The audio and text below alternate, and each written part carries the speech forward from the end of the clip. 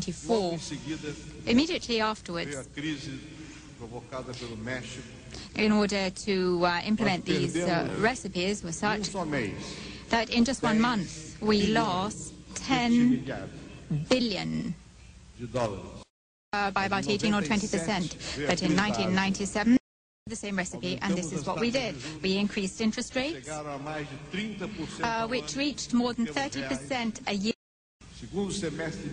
We got to the second half of 1998, last year, for my re-election, we lost in just 1 month $20 billion.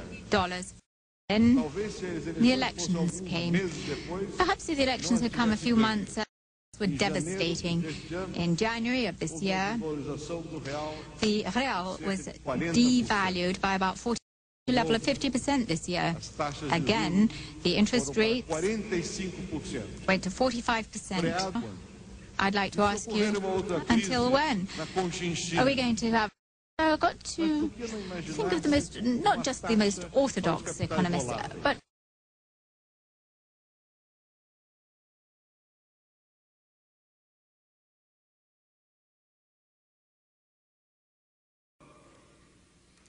I don't think we have studied enough what each other has done and how it might relate to our own experience. For example, in the countries here represented, taking Brazil to the side a moment, just let's take the EU and the US and Canada.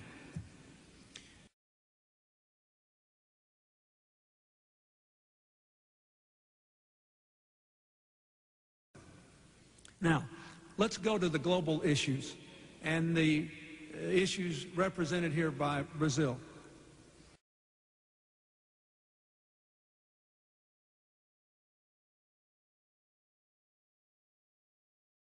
And I would like to talk very briefly about, one, international institutions, two, what the countries, the emerging economies themselves have to do,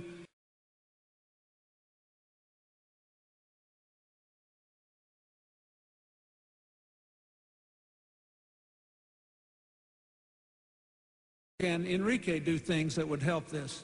Chile had a capital control system that worked pretty well to try to regulate radical movements of money in and out of the country.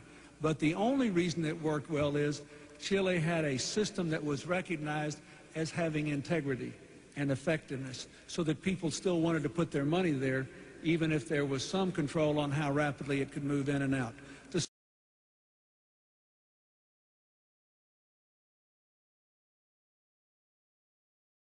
Governments have to have good, honest financial systems.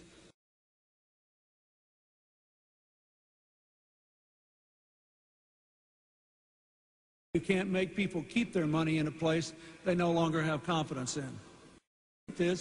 In most developing countries, governments are too weak, not too strong.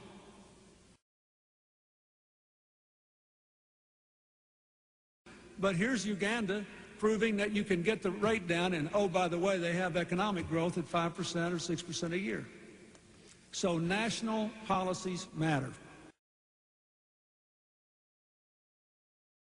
I have been in Sao Paulo and Rio, two of the largest cities in the world, two of the most wonderful places on earth, but there are millions of children there that will have no future unless their families can make a decent living.